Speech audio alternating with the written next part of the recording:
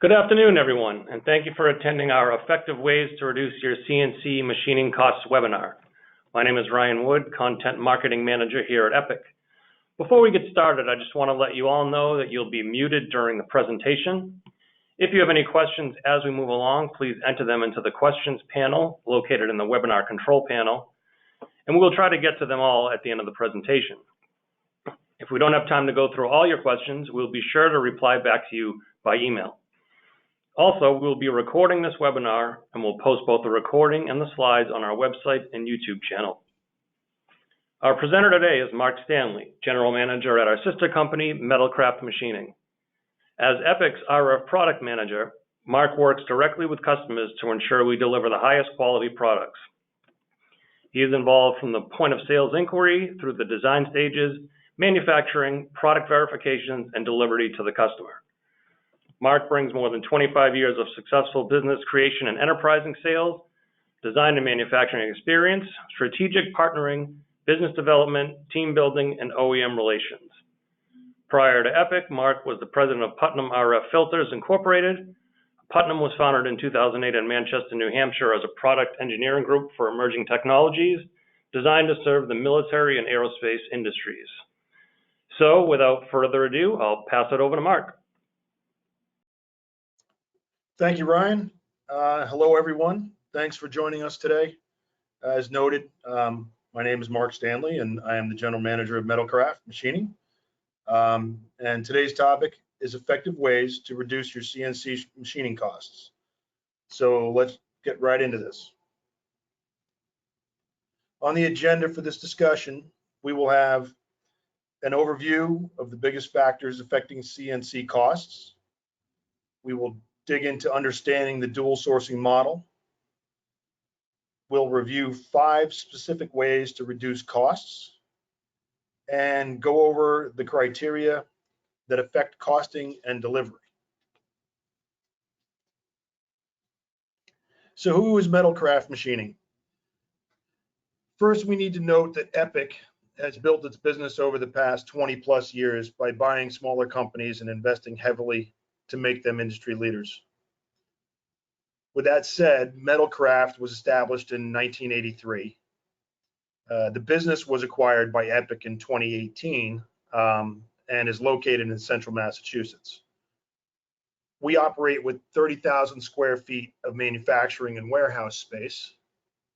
And since the acquisition, we have continually made significant investments in machinists, equipment, and software, all solely focused on increasing our machining capabilities. Let's first go over what we believe are the biggest factors affecting CNC costs. At the top of the list is part complexity. Machining costs are directly related to the time it takes to machine the part. We refer to this machine time as spindle time, or the amount of time the tool spends removing material. The complexity of the part design is the most significant factor as it relates to machine time.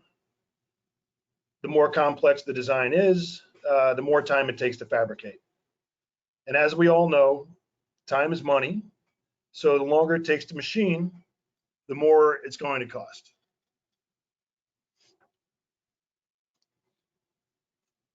Higher complexity designs require several things. 1, advanced capability CNC mills and lathes. 2, increased spindle time due to lower speeds and feeds. Multiple setups, and these multiple setups just allow the tool to access complex features. And on top of that is more in-process inspections. The part features and call out of these specs drive cost. Things like sharp internal corners, thin walls, deep cavities, and non-standard hole sizes. Surface roughness and tight tolerancing require multiple tool passes and inspections, and these all add time. These are some of the more significant cost drivers that should be avoided unless absolutely necessary for part functionality. So the bottom line is use industry standards whenever possible. Moving on to materials, there are a couple of ways they drive cost. The raw material cost itself varies by type, meaning type of material. And that's based on the physical properties of the material as well as inventory availability in the marketplace. Production cost is also affected by how difficult the material is to machine. The more difficult the material is to machine, the more time and effort it will take. So as a general rule, metals are more expensive than plastics, both as a raw material cost and with increased machine time, depending on the material type. And we'll get to some of that a little bit later. Tooling, to a greater extent, tooling determines the quality, precision, and repeatability of a finished part. And as a rule, we try to reduce tooling costs. The spindle time can be significantly reduced by creating design features that utilize industry standard CNC tool sizes. Custom tooling is costly and adds to lead time. Sometimes it's necessary, and when it is, so you know, we can help on the design side where you have questions.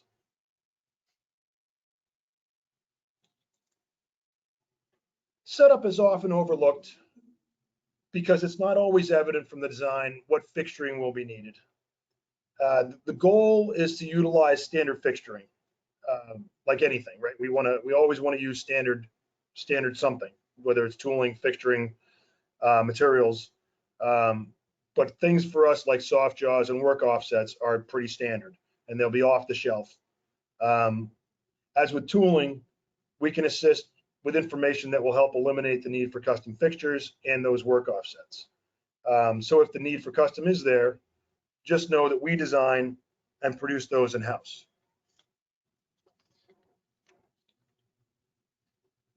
So on to understanding the dual sourcing model. What do we mean when we say dual sourcing? We define it as low cost offshore, meaning outsource, of higher volume production parts with the support of our US based machine shop and engineering team. What does that mean to you? It means we will outsource everything that fits the model. Our domestic facility will be used for all ITAR work and prototypes. And we also do any rework in the case where if there's a midstream part revision.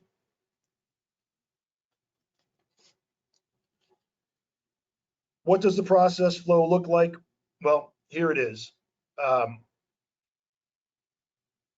of go through this pretty quickly, but once we receive your PO, our planning matches the part with a dedicated facility.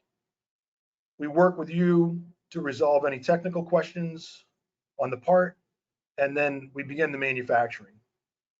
We have employees on site that monitor performance and quality. They also manage the production status inside of our ERP system, giving us daily updates and visibility to your order. The parts are inspected on site. They are then shipped to the US, where final inspection is completed at the EPIC facility in New Bedford. In some cases, we can deliver parts within 5 days. I mean, that's not the norm, but it is possible. And we consistently maintain a solid OTD and quality record. How does the dual source model work? Pretty simply, we work with several machining facilities in Asia, specifically in China and India. And the process goes like this. All CAD, CAM, and engineering work is done in the US by our engineering team.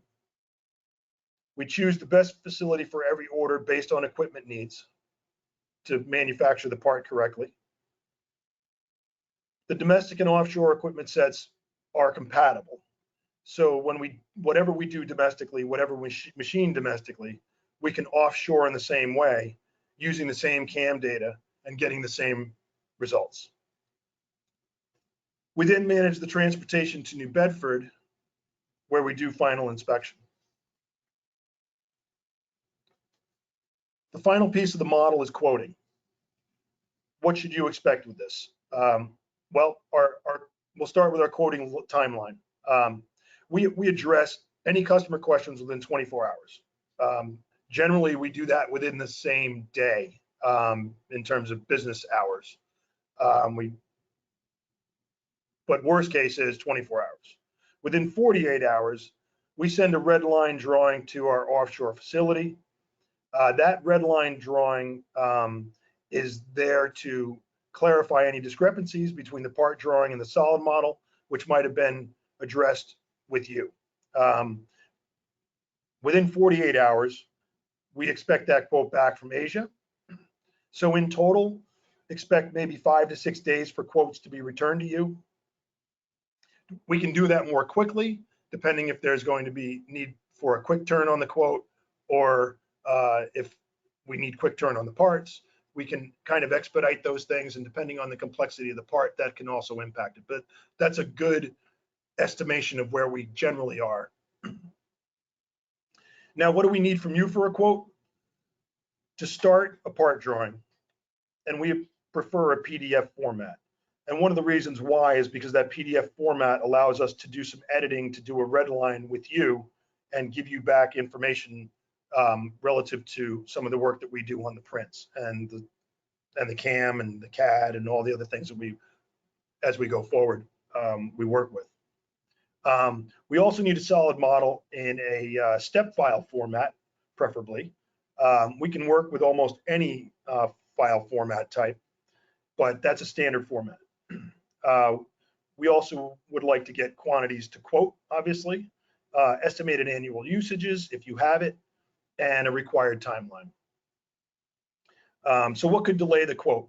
Well, quotes from suppliers for things like raw materials, surface finish, other components, meaning screws, thread inserts, specialized hardware.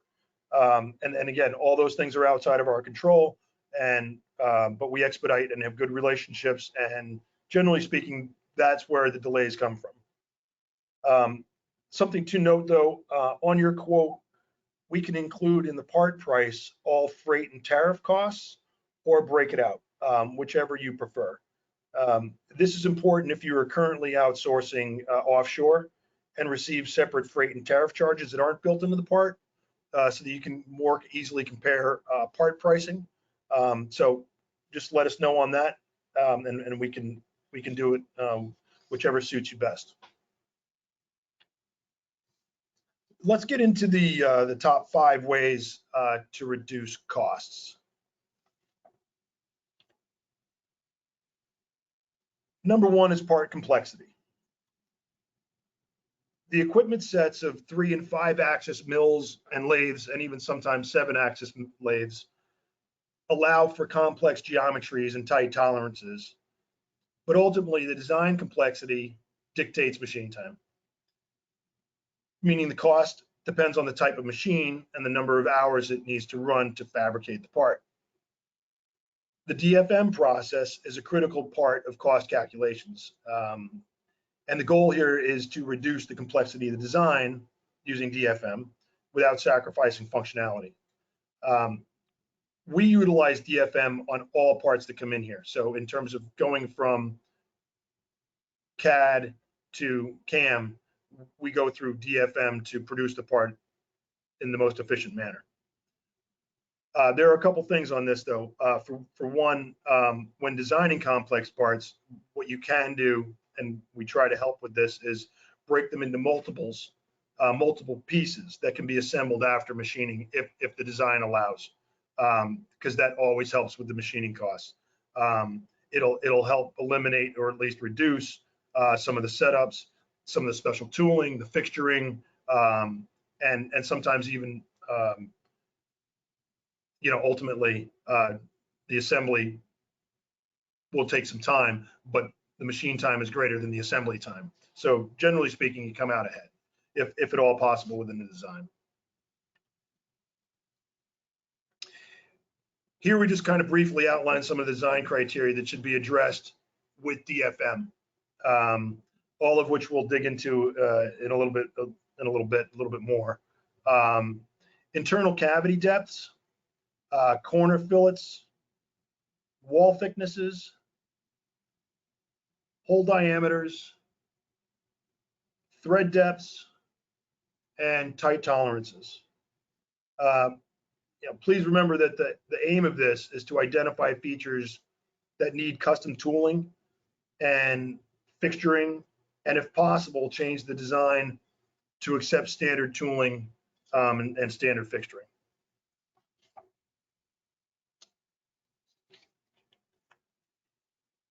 Materials.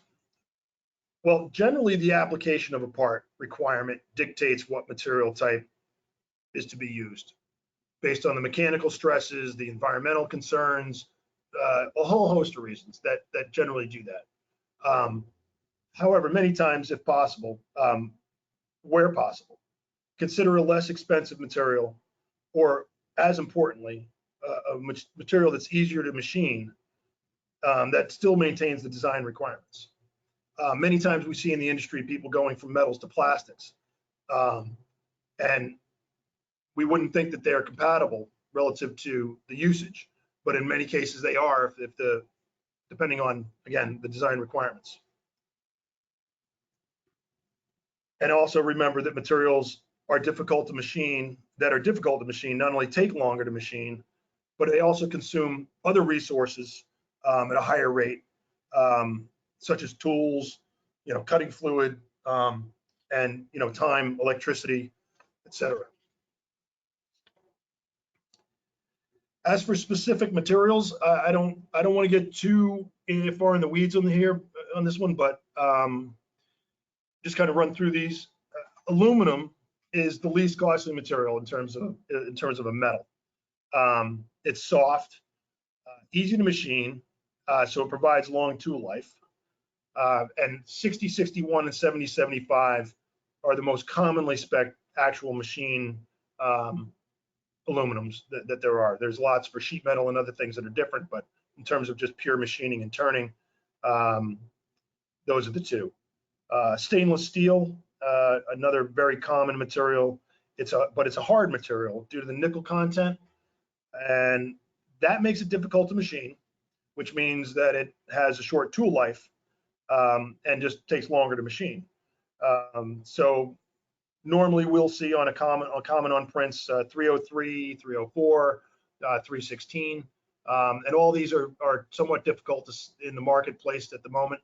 There's depending on the size of the material, the larger the material it is, sometimes the more difficult it is to get from a supply chain standpoint. Going on to some brass, which is another common material used. It has a relatively hard composition, so unlike copper, which is generally fairly soft because of its alloy compositions, it chips or machines well. When we call it chip, it takes a chip off of the material readily. So it does that well, and therefore it's easy on the tools and provides reasonably long tool life. And one of the most common that we see, kind of commonly available materials, is C360, because it can be used in a lot of different ways, and you can plate it in a lot of different manners and still maintain a structurally solid part. As for plastics, at least mechanical grades of plastics, they are soft, so they're easy to machine.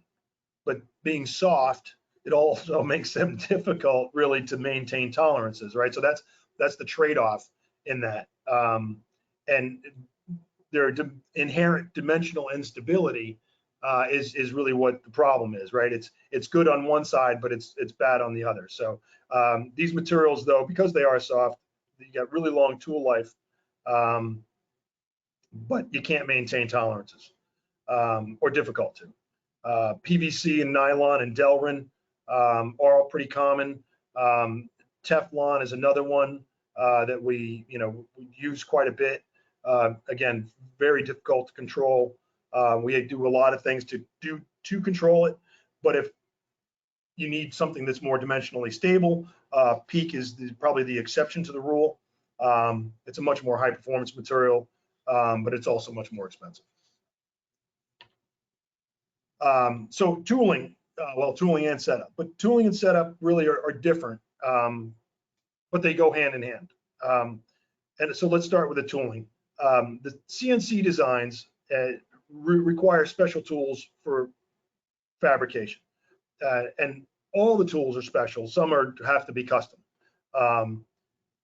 When designing your part, ensure dimensions correspond as much as possible anyway to standard COTS, commercial off-the-shelf parts for tool specifications.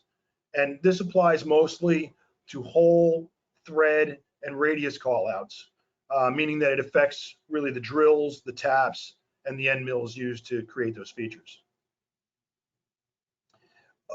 Also a benefit here is hole sharing or cavity dimensions. And if you share those across the part where possible, it just means fewer tool changes, and fewer tool changes mean less machine processing. All the above here will kind of reduce the quantity and the type of cutting tools or inserts required.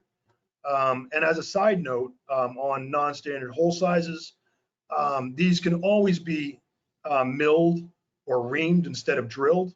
So there's always a workaround, right? But it's always a cost driver. So they can always be milled or reamed, but it is going to be a more expensive proposition.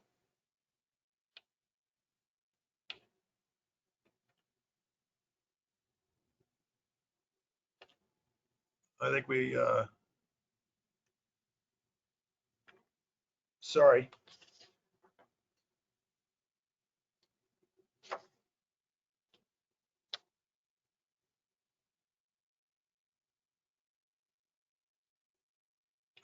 We lost one here, I'm sorry.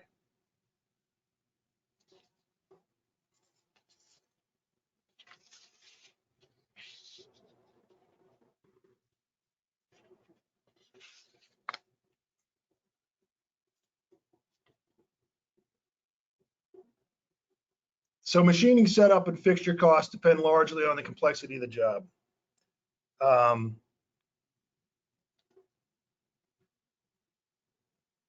So if no custom work holding fixtures are required, fixed costs will be lower. Always want to limit the amount of custom holders and limit the complexity of those holders.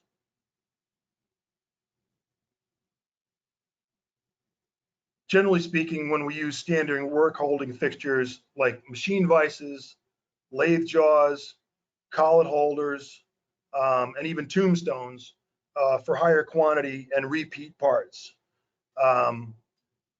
Planning ahead on this will definitely help reduce cost overall.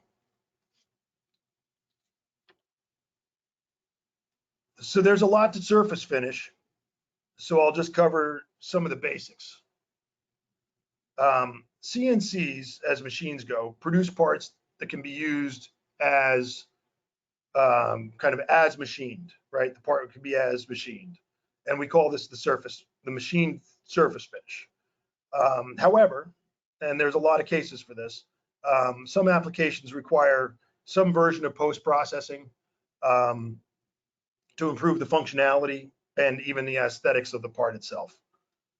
So these things include heat treat to increase material hardness, or grinding to achieve a dimension that can't be achieved with machining alone. A surface finish or a surface texture of the material can be altered with polishing or bead blasting. And then there's plating. Plating specs are material dependent. Some of the most common are gold, nickel, and silver, and these can be applied to most metals using an underplate or a flash. Anodize, chromate, they are specific to aluminum. Black oxide is specific to steel. Stainless steel is specific with passivation. In all cases, it's best to use standard finishes. Also avoid multiple finishes on a given part, which is really called more of a selective plating where you can have multiple finishes on one part, but you have to go mask and select those plating surfaces, which again, drives cost, drives time.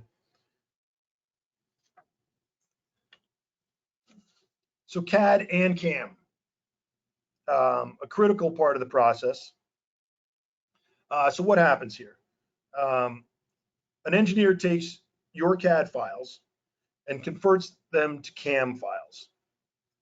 Then the CAM files get translated to CNC machine language. Then that machine language gets posted to the machine. This and the software required is not inexpensive. Well, now maybe we can make this a topic for another day, but I want to point out that we use Siemens NX CAD CAM software. And in our opinion and experience, it's the most capable and versatile program on the market.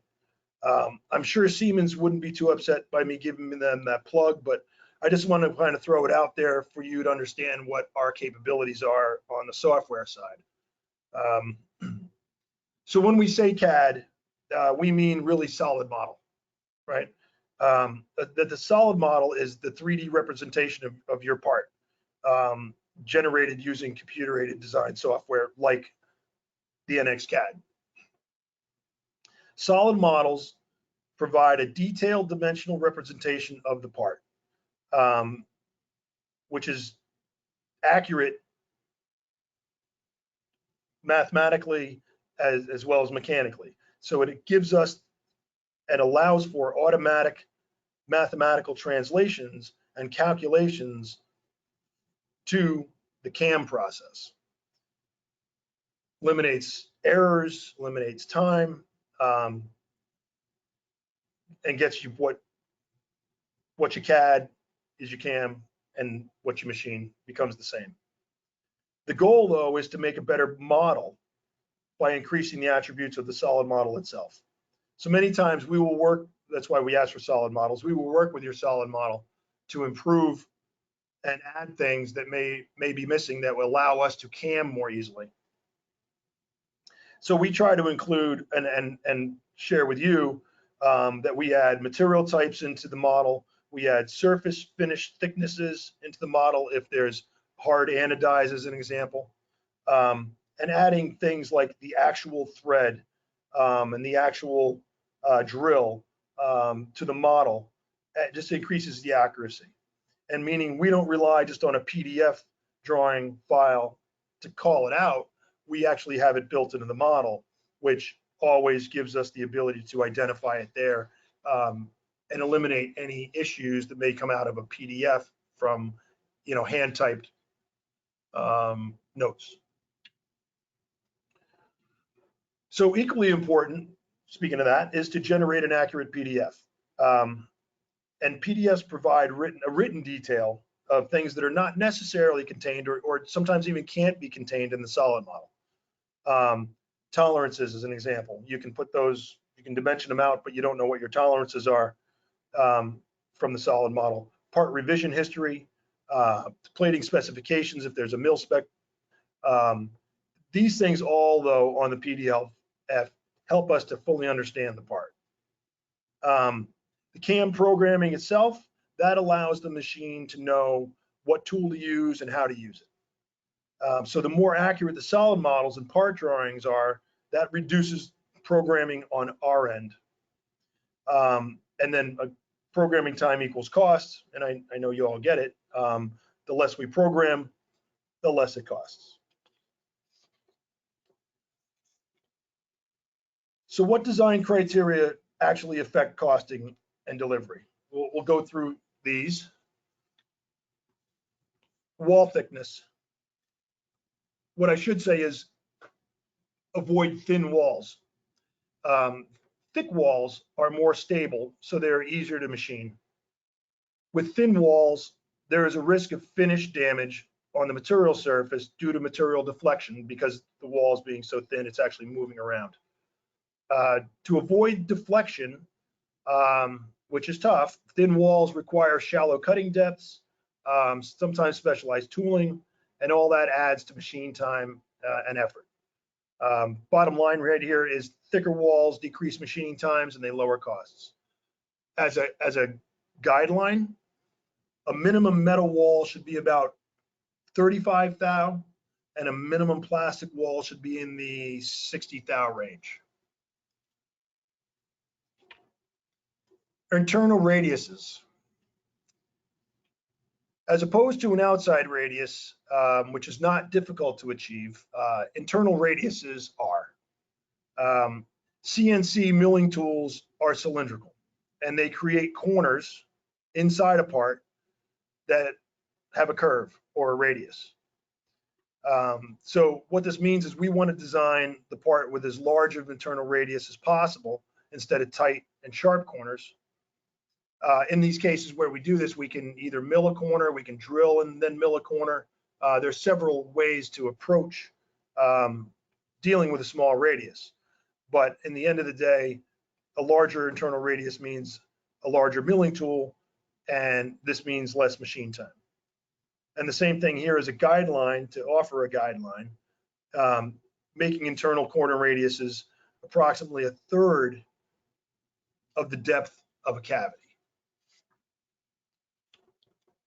And since we're on cavities, we will talk about cavities and threads. But like small internal radius corners, it's also best to avoid deep cavities. The deeper the cavity, the longer it takes to cut away the material.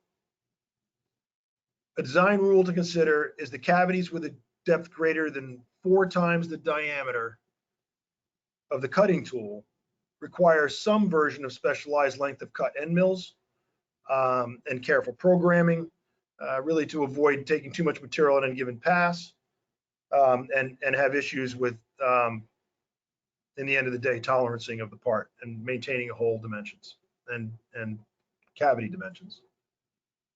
Tapped holes are challenged by the depth of the threads as compared to the diameter of the hole. So standard practice then is to maintain a thread depth of 1.5 times the diameter of the hole. We can compensate on larger holes through programming and using a technique called thread milling. So that's always an option. There's always a workaround, but we prefer to not. On thread holes or on small threads, a tap will be required either way because thread mills can't reach into small holes. And again, we can define that as being something under, maybe an 832 or a 1032 type screw, quarter 20. And then below that, it's always needing to use a tap. So again, always the same thing, right? Is get to the point of using standard tooling and techniques for your part. So tight tolerances, dimension tolerances is what we're talking about here. Well, they specify the level of accuracy required. And that level of accuracy required determines the tools and techniques needed to successfully machine the part. We suggest that you eliminate all unnecessary decimal points from your design. Now, I know that's tough to do, right? You've got a lot of parts that have a lot of accuracy required, so it's not always possible to do, but it's something to always consider, right? Does every single part or feature on your part need a plus or minus 1 thou, or do you want to go individually dimension out or tolerance out those holes, leaving the ones that are tight tolerance as standalone and everything else on the print is maybe a standard looser tolerance. So more decimal places, bottom line, require more intricate tools, and these translate to higher costs. And if possible, stick with industry standards. So plus or minus 5 thou on metals, plus or minus 1 or better can be achieved. But again, always a cost driver. And on plastics, plus or minus 10 thou is standard. But as I noted earlier with PEEK, right, materials like that can hold higher or tighter tolerances and exceed the plus or minus 10.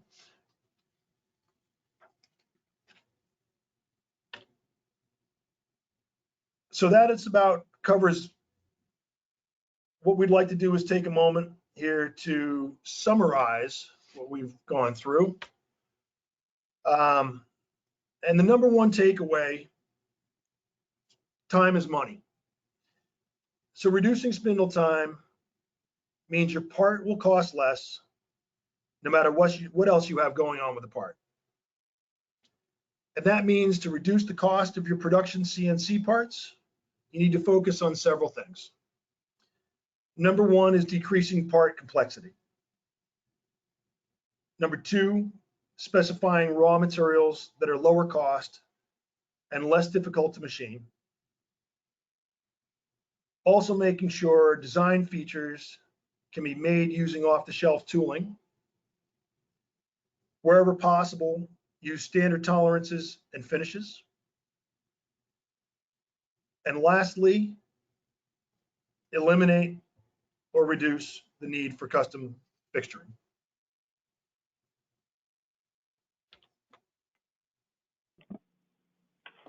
Thank you, Mark. While Mark reviews the questions that came in, I just wanted to briefly mention some of the additional PCB-based products we offer here at Epic. Custom battery packs, flex and rigid flex PCBs, cable assemblies, CNC machining through our sister company Metalcraft Machining, high reliability user interfaces, flexible heaters, and our energy efficient fans and motors. Next slide, please.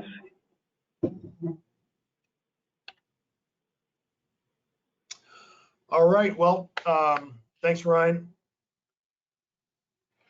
Again, as noted, this is where we take some time to answer curiosities in the form of your questions. Kind of digging through them here, I see quite a few. So let me start with this one. The question is, do you offer inventory stocking programs? The answer to that is yes. We quote for and accept up to 12-month blanket orders. We can do daily, weekly, or monthly releases with those. We have ample warehouse space to accommodate almost any size order or part. Going down.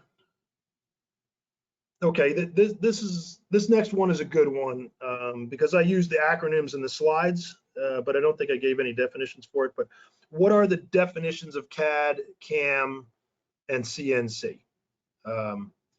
CAD stands for computer aided design, and this is where the part is drawn effectively. CAM stands for computer aided manufacturing, and for us this is where the part is translated for the CNC machine, and CNC translates to computer numerical control, and this is what the machine uses to control the tool paths on the materials.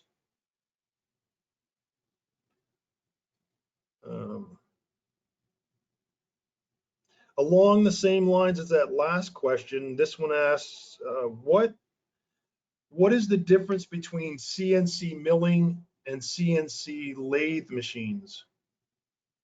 Well, they both use CNC for the numerical control of the tools, but where they're different is the material on a mill is held stationary and the cutting tools rotate to remove the stock. And now a lathe on the other side, while that's best at forming cylinders and round parts, it differs from the mill in almost the opposite way, because the material spins at a chuck and the tools that are used to remove the materials are held in fixed positions and then manipulated to remove the material. So kind of achieving similar results, but in totally different ways. Well, here's a good one. Considering that we dual source, this is pretty appropriate. How do you handle ITAR parts with your dual sourcing model? Well, we are an ITAR registered company, and all ITAR fabrication is done within the US. And Epic, as an industry leader, really in supply chain management, Epic has had years of experience to develop processes and procedures that assure ITAR compliance.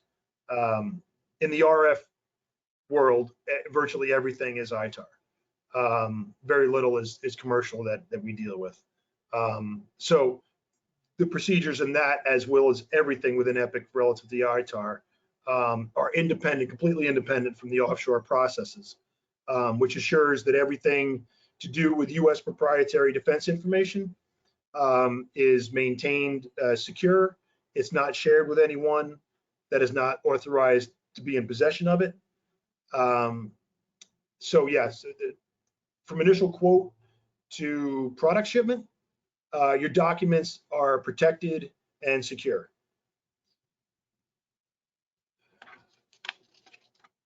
Going down, we'll take this one here. I think this is good to reiterate.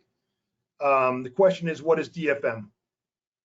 DFM is an acronym for design for manufacturing. There's also a DFMA, which is design for manufacturing and assembly.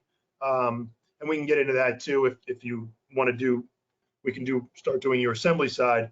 But in this case, we're just dealing with the manufacturing side. Ultimately, what this is it's an engineering process. And by the way, a process that is best applied at the initial engineering or product design stage. But it's a process of refining the part design with the goal of being able to fabricate a part for a lower cost.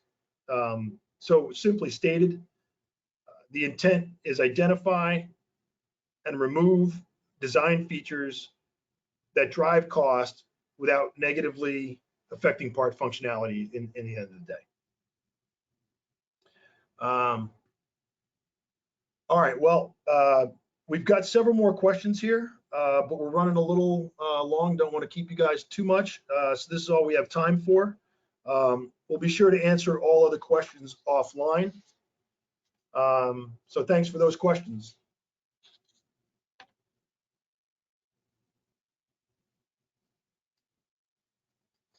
That wraps up this webinar. So thank you again to all for joining today. If you have any questions, please contact us. Feel free.